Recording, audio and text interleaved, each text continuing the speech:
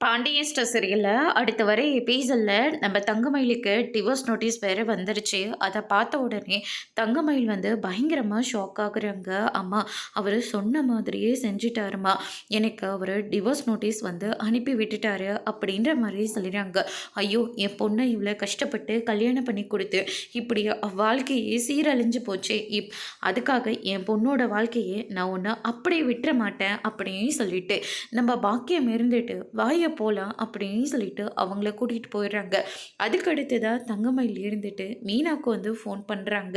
மீனா இருந்துட்டு இவங்க எதுக்காக மறுபடியும் எனக்கு ஃபோன் பண்ணுறாங்க அப்படின்னு சொல்லிட்டு மீனா ஒரு பக்கம் நினைக்கவும், அதுக்கு அடுத்ததாக மீனா தயவு செஞ்சு ஃபோன் எடு மீனா அப்படின்ற மாதிரி சொல்லிடுறாங்க.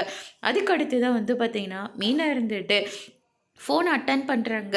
என்னாச்சு? எதுக்காக மறுபடியும் ஃபோன் பண்ணுறீங்க? அப்படின்னு சொல்லிட்டு கேட்கவும், உனக்கு ஒரு விஷயம் தெரியுமா? இல்லை வீட்டில் எல்லாருக்கும் தெரிஞ்சு தான் இந்த ஏற்பாடு நடந்துட்டுருக்கா.